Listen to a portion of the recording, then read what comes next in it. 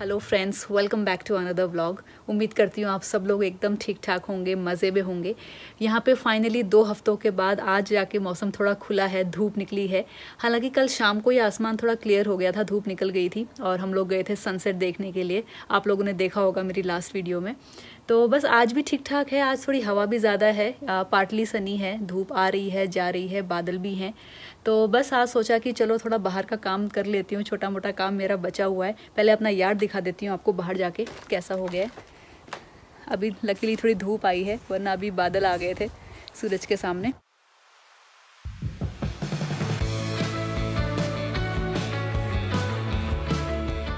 और ये देखिए फ्रेंड्स, यहाँ की स्प्रिंग ब्यूटी। ये फ्लावर्स जो दिखाई दे रहे हैं येलो कलर के, ये वाइल्ड फ्लावर्स हैं। ये अपने आप उग जाते हैं, जैसी सनलाइट दिखती है ना ये खिल उठते हैं। और जैसी शाम होती है या बारिश होती है, सनलाइट नहीं होती है, तो ये मुरझा जाते हैं। ये अपने आप ही खिलते हैं, अपने आप ही मुरझा जाते हैं। और स्प्रिंग के टाइम पे ही होते हैं खासकर। और इस पर भंवरे खूब बैठते हैं। और सामने हमारे नेबर के यहाँ भी देखिए कितने सारे येलो फ्लावर्स हैं। और इन येलो फ्लावर्स के साथ ये ब्लू कलर के फ्लावर्स भी खिल जाते हैं अपने आप ही। ये इसी टाइम पे 1 महीने के लिए खिलते हैं। ये देखिए कितने प्रिटी लग रहे हैं।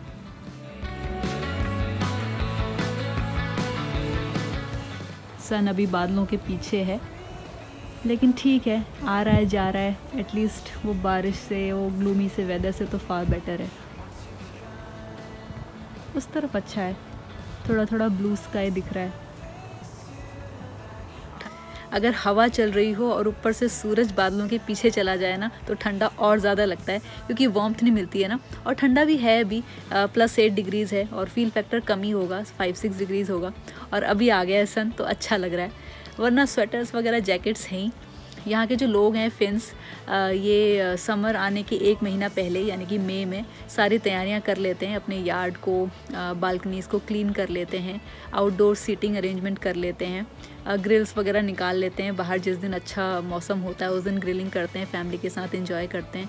जिनके घरों में बच्चे वगैरह हैं वो ट्रैम्पोलिन लगा लेते हैं, हैमक्स लगा लेते हैं झूलने के लिए। तो हमने भी भरपूर फ़ायदा उठाया है अभी छुट्टियों का, और अपना यार्ड क्लीन कर लिया है। बाहर जो टेबल और चेयर्स हैं वो भी अच्छे से क्लीन करके सेट कर दी हैं अपनी अपनी जगह पे, क्योंकि समर 15-20 जून के बाद ही आता है। यानी कि 20 जून के बाद फिर टेम्परेचर जो है 20 डिग्रीज़ टच करने लगता है। हालांकि रेगुलर नहीं रहता है 20 डिग्रीज़, लेकिन कुछ एक दिन ऐसे होते हैं जब 25 डिग्रीज़ 23 डिग्रीज़ होता है। तो उस दिन तो बस मज़ा आ जाता है। सारे फिन्स बाहर निकल आते हैं, बीच पे चले जाते हैं और घर पे ग्रिल करते हैं, बाहर बैठते हैं अपने घर में फैमिलीज़ के साथ, अपने फ्रेंड्स के साथ एंजॉय करते हैं। हम लोग भी बाहर बैठ के अपनी मॉर्निंग टी हो गई या फिर ब्रेकफास्ट या लंच एंजॉय करते हैं जिस दिन अच्छा वेदर होता है। और ये जो हेजेस हैं हमारी साइड की, इसमें भी छोटी छोटी पत्तियाँ आने लग गई हैं। हल्का सा ग्रीन टिंज आ गया है अब। हालांकि नीचे अभी भी नहीं आई हैं, नीचे आने में टाइम है, बट ऊपर ऊपर आ गई हैं। और सामने वाला भी जो है इस पर भी आ गई हैं। इस पर पत्तियाँ थोड़ी बड़ी हो गई हैं, बट अभी भी पूरी तरह से नहीं आया है। यंग लीफ कितनी अच्छी लग रही है ना।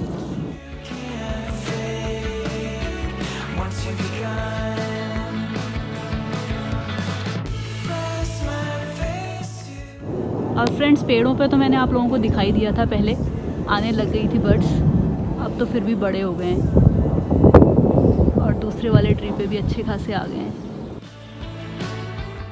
और बेबी एप्पल ट्री में अभी तक कोई लीव्स नहीं आई हैं। अभी मेरा एक और काम बचा हुआ है, तो सोच रही हूँ आज धूप निकली है तो वो काम भी कर दिया जाए। ये जो टिफ़िन आप देख रहे हो पीछे, जिसमें मैं खाना देती हूँ चिड़ियों को, गिलहरियों को, इसको मैं पेंट कर देती हूँ हर साल में एक बार ज़रूर करती हूँ। मई में ही करती हूँ, इसी टाइम पे करती हूँ। इस साल तो लेट हो गया है क्योंकि पिछले 10-15 दिनों से लगातार बारिश थी, तो कोई पॉइंट भी नहीं था पेंट करने का। आज थोड़ी सी धूप निकली है तो सोच रही हूँ पहले धो देती हूँ इसको और फिर पेंट कर दूँगी सुखा के। देखने में भी अच्छा लगता है और फिर एक बार साल में पेंट भी कर दो तो थोड़ा उसकी लाइफ भी अच्छी रहती है, एक लेयर बन जाती है, कोट हो जाती है। तो यहीं पर ही पाइप है, पीछे नलका है, इसी से धो देंगे। और मैट लेके आती हूँ अंदर से, कलर्स लेके आती हूँ, ब्रश लेके आती हूँ, शीट लेके आती हूँ और बस फिर करते हैं अपना फेवरेट काम पेंटिंग का।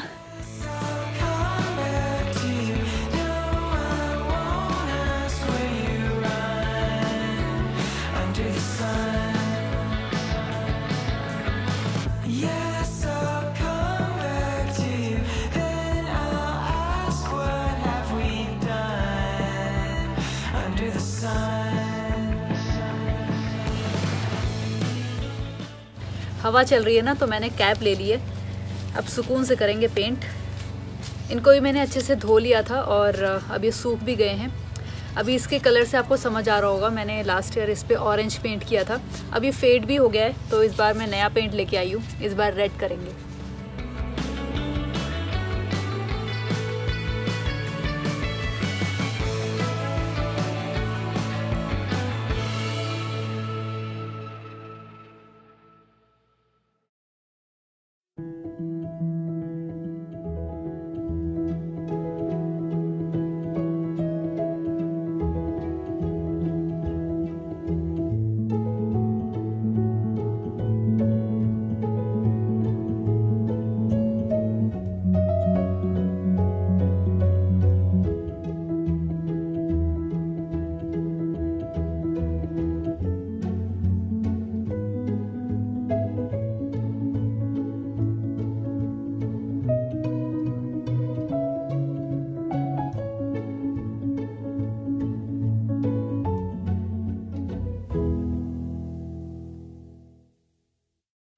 चलो दोस्तों, आपको यहाँ का वेस्ट मैनेजमेंट दिखाती हूँ। मुझे घर का कूड़ा फेंकना ही था, तो वही फेंकने के लिए जा रही हूँ। यहीं पर ही कंटेनर्स पड़े हुए हैं, बस पास ही में है, वॉकिंग डिस्टेंस ही है।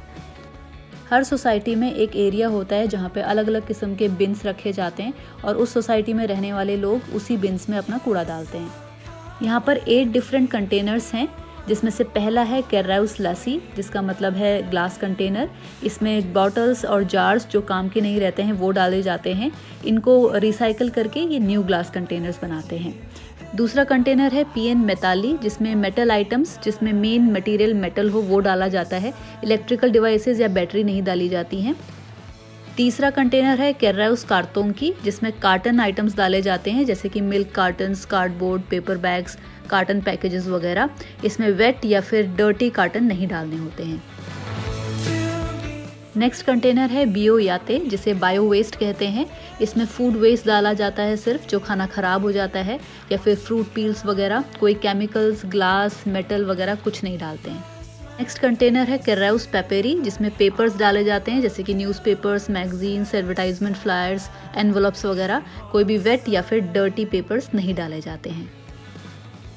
और नेक्स्ट कंटेनर है मूवी पकाउक्सेट, जिसका मतलब है प्लास्टिक कंटेनर। इसमें जो भी एम्प्टी प्लास्टिक फूड पैकेजिंग या फिर empty plastic containers, plastic bags वगैरह डाले जाते हैं। नेक्स्ट वेस्ट है पोल्तो कैल्पोइनन याते, जिसको कहते हैं मिक्स्ड वेस्ट, जिसे आप सॉर्ट नहीं कर सकते हैं, वो इसमें डाला जाता है। और एंड में आता है पू तरहा याते, यानी कि गार्डन वेस्ट कंटेनर, जिसमें गार्डन का जितना भी वेस्ट होता है वो सब इसी कंटेनर में जाता है। जब हमने भी अपना गार्डन क्लीन किया था, तो जो भी सूखे हुए पत्ते गिरे हुए थे लास्ट ऑटम के और जो सूखी लकड़ियाँ थी, वो सारी उठाकर इस तरह से प्लास्टिक बैग्स में डाली जाती हैं और फिर उन प्लास्टिक बैग्स को इस कंटेनर में एम्प्टी किया जाता है। प्लास्टिक बैग्स के साथ इसको नहीं डाला जाता है और जो खाली प्लास्टिक बैग्स होंगे इसको मिक्स्ड वेस्ट वाले कंटेनर में डाला जाएगा। और हफ्ते में 2 से 3 बार बड़े ट्रक आते हैं जो इनको खाली करके लेके जाते हैं। हर सोसाइटी में आते हैं। तो चलिए दोस्तों, अब बाहर निकल ही गए हैं तो थोड़ा सा टहल लिया जाए, थोड़ा आसपास घूम लेते हैं और आप लोगों को भी दिखाती हूँ यहाँ का स्प्रिंग, एक झलक दिखाती हूँ। ठंडा हो गया फिर से, सूरज चला गया बादलों के पीछे और हवा चलने लगी है। देखते हैं कब तक बर्दाश्त कर पाते हैं। एक छोटी सी वॉक तो बनती है, मौसम खुला है इतने टाइम के बाद।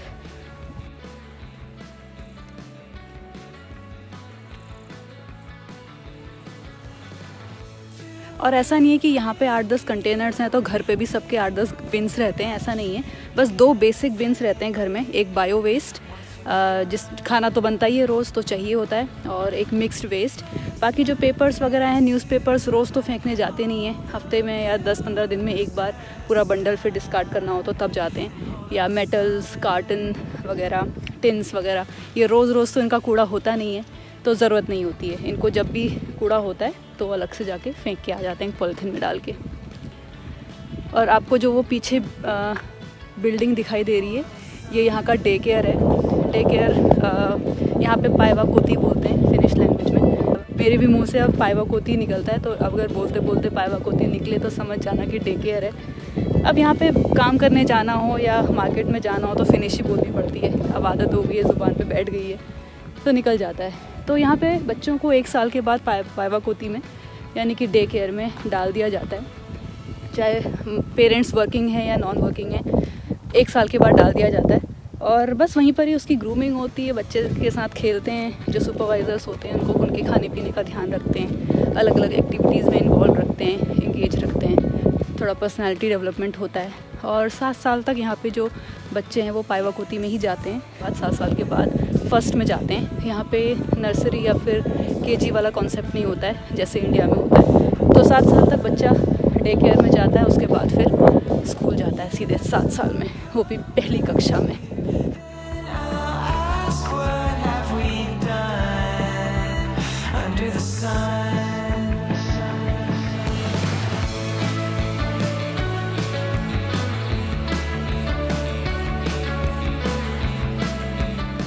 यहाँ के घर देखो कितने अच्छे बना के रखते हैं लोग, अच्छे से मेंटेन करके।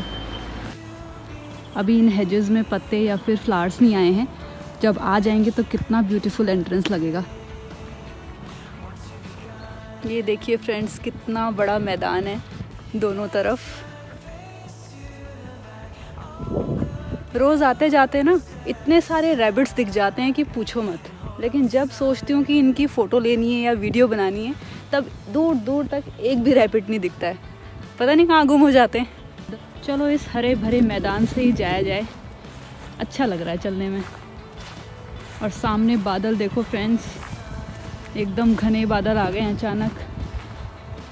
बस बारिश नहीं होनी चाहिए, वैसे फोरकास्ट दिखा तो नहीं रहा है, बट यहाँ का वेदर बिल्कुल अनप्रेडिक्टेबल है। यहाँ पे इस टाइम पे बर्फ़ भी पड़ सकती है, इसमें कुछ भी सरप्राइजिंग नहीं होगा, क्योंकि जून के महीने में भी बर्फ़ पड़ी हुई है यहाँ पे। और चलते चलते हम आ गए हैं रिवर के पास।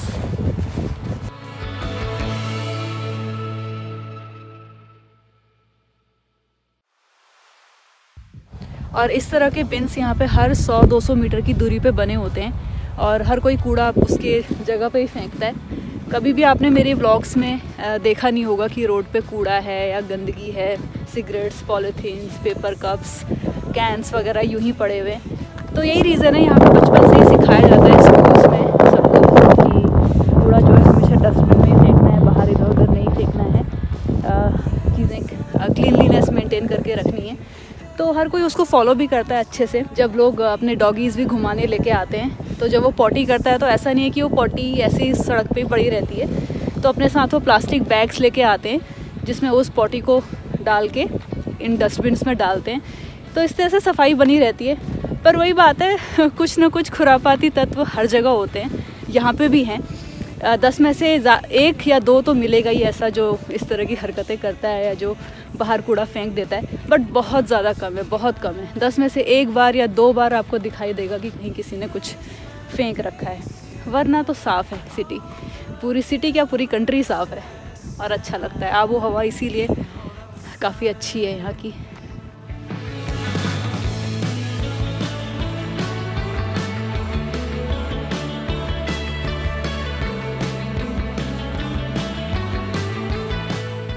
ये देखो दोस्तों, जो मैं आपको बता रही थी ना, इस तरह से बाहर सीटिंग अरेंजमेंट कर देते हैं लोग, चेयर वगैरह लगा दिया है सबने, लकड़ियाँ वगैरह निकाल ली है ग्रिलिंग के लिए। और यहाँ पे सब लोग अपनी अपनी बोट्स लगा के छोड़ देते हैं, और जब उनको जाना हो तो फिर यहीं से निकाल के लेके जाते हैं।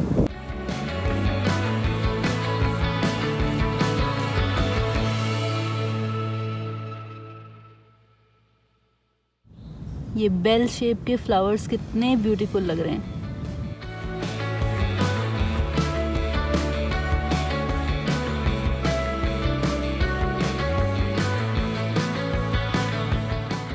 और ये है इस लोकेलिटी का चर्च।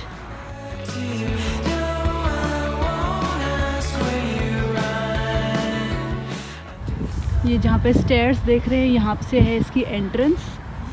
और वो जो क्वार्टर्स आप सामने देख रहे हो, वहाँ पे यहाँ का चर्च का पादरी रहता है।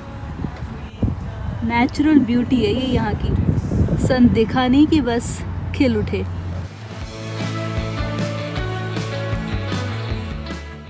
और ऐसा नहीं है कि इन फ्लावर्स को उगाने के लिए कोई बीज डाला जाता है, कुछ भी नहीं डाला जाता है, ये अपने आप उग जाते हैं।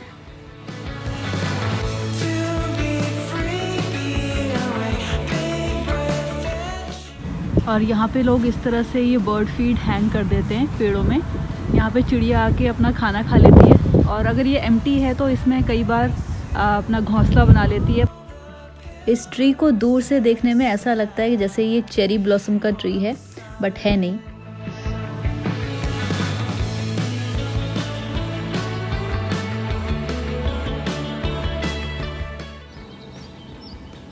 कितने प्यारे हैं ना, बहुत अच्छे लग रहे हैं।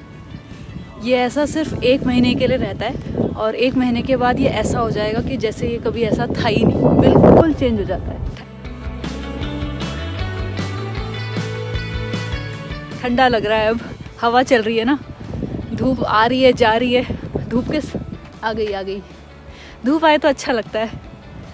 हवा फिर भी है, लेकिन पता नहीं ठंडा नहीं लगता है उसमें फिर भी, लेकिन भरोसा नहीं है भैया, अभी चली जाएगी धूप तो हो गया काम। तो फ्रेंड्स, मैं अब निकलती हूँ घर को, और इस वीडियो को भी यहीं पर ही एंड करती हूँ। वीडियो अच्छी लगी हो तो लाइक कर देना, चैनल को अभी तक सब्सक्राइब नहीं किया है तो सब्सक्राइब कर लेना। आप लोगों से मिलती हूँ अपने नेक्स्ट ब्लॉग में। आप लोग ध्यान रखिए अपना, खुश रहिए, स्वस्थ रहिए, हैव फन, बाय बाय।